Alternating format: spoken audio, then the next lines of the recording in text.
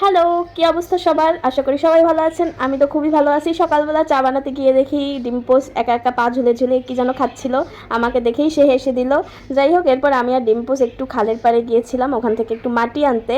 এই মাটি দিয়ে আমরা একটা মাটির চুলা বানাবো।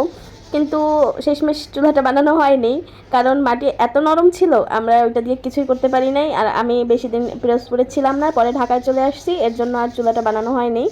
এই দিকে বেশি ভাব দেখাইতে যাই আমার জুতা ছিঁড়ে গেছে, যাক এগুলো কোনো ব্যাপার না, এরকম একটু হতেই পারে, বাড়িতে আসলে দুষ্টুমি ফাজলামির ছলে এগুলো হয়েই যেতে পারে। যাই হোক, এখান থেকে আমরা এখন চলে যাব হচ্ছে আমাদের সবজি বাগানে। আমাদের জায়গার উপর আমার দাদাবাবু খুব যত্ন করে ভালোবেসে একটি সবজি বাগান করেছে এবং সেখানে অনেক সবজি হয়, সেটাই আজকে আপনাদের দেখাবো। এই তো বের হয়ে গেলাম, বের হয়ে দেখি প্রচুর রোদ। যাই হোক, এইদিকে আমার দিদি বিশাল এক ব্যাগ নিয়ে আসছে, সে তো খুব খুশি। আমার দাদা কষ্ট করে সবজি হওয়ায় আর সে বসে বসে খায়। দাদাবাবু এই বাগানটার পিছনে অনেক কষ্ট করে, রোদের ভিতর পুড়ে এটার অনেক যত্ন নেয়। আমার দাদার এগুলো শখ, দাদা এই সবজি লাগানো একটা শখ, তারপর মাছ ধরার শখ। আমাদেরও ভালো লাগে, কিন্তু আমরা খুব অলস, তো এর জন্য এগুলো তার কোনো উপকার করতে পারি না। এই তো অবশেষে চলে এলাম। এসেই সবার প্রথম যে জিনিসটা সব থেকে প্রথম চোখে পড়েছে সেটা হলো এই যে বড় বড় দুইটা লাউ।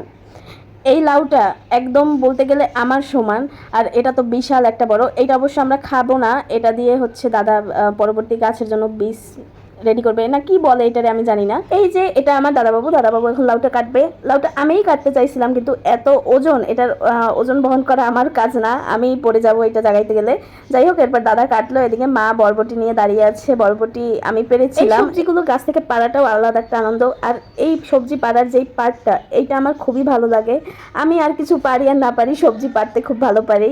এই ভিডিও ক্লিপগুলো নেওয়া হয়েছিল অনেক আগে, আলসামোর জন্য এডিট করে ভিডিওটা আপলোড করা হয়নি।